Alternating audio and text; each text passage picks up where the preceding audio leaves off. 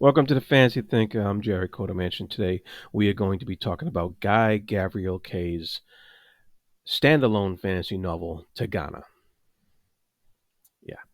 And so let's begin. Welcome to a romantic tale of magic and love, an ultimate fairy tale without the fairies, a tale of love without the innocence, a deep look into a memory, and a magic so vile as to erase an existence. The setup for the tale is that of a powerful wizard that literally erases a whole nation off the map. He devastates the countryside.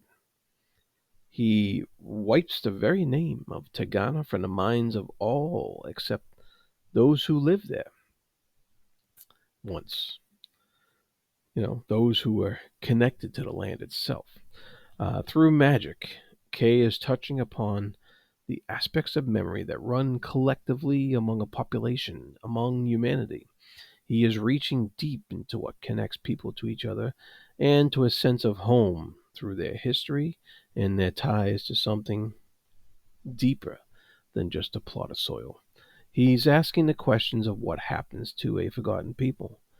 Does a land, a tradition, a culture live on if its very name is forgotten? That's some pretty heady stuff for a nice light fantasy novel. I like. It's really cool. Tigana and its neighbors resemble medieval Italy in many ways. Um, this was when Italy was like a bunch of independent city states that warred with each other just as often as they did with foreigners. And Kay cleverly steals from history what he wants to tell an engaging story centered around a set of fascinating characters. But don't be fooled. This is not historical by any means. He's just using the trappings. The most obvious correlation is the invading Barbadians. Kind of sounds like barbarians. They most resemble the invading Normans who conquered the island of Sicily in our own medieval past and then moved on into Naples and other areas of the southern boot of Italy.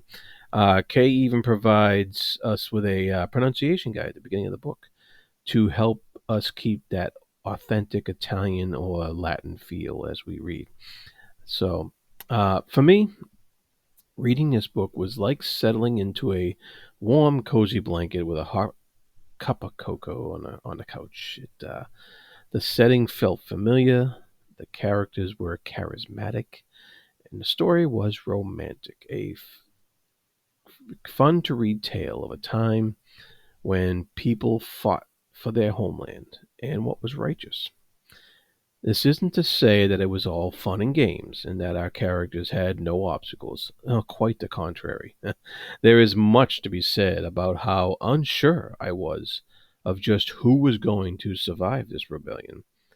Kay evokes some wonderful moments of uncertainty and introduces us to characters in a way that make us aware of their importance, just not how they are important, if that makes sense.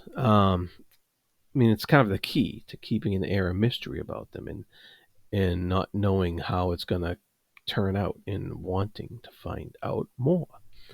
So Kay is really playing on aspects of courtly romance with the story. He introduces the concept um, of a traveling musical group based on the troubadours of medieval times. This concept is used to some good effect for plot intricacies and thematic exploration. He likes to explore how music brings people together and is tied into the weaving of their fate. Um, because this is a fantasy, the romanticism of the traveling troupe is by rote enhanced and exaggerated. Kay doesn't shy away from this romantic idea and uses it to full effect to sweep up the reader into the wonder of chivalry and nobility, and as it is as it is aspired to be. One of the characters uses a powerful thought to evoke the magic of love and nobility, even through the auspices of villainy and tyranny. The quote is: "Words were power. Words tried to change us and to shape bridges of longing that no one could ever really cross. That's a pretty cool quote. Um, and words play such a crucial role in memory, history, and culture because they try to convey what our other senses cannot. Remembrance is a powerful tool for both good and evil. Depending on the use of said tool, do we fall into the trap of nostalgia and or rigid tradition, or do we hold on to what is dear to each generation as they leave their marks of learning upon the next? So some pretty heady stuff that Kay is working with there, and I really enjoyed that aspect of the book. Um, and there were points in the book where the writing wasn't quite perfect. There was some minor flaws that occasionally that bugged me, some repetitions that bugged me, that I didn't feel I needed. And that's but I don't think that's going to bother most folks. Just something that I picked out myself.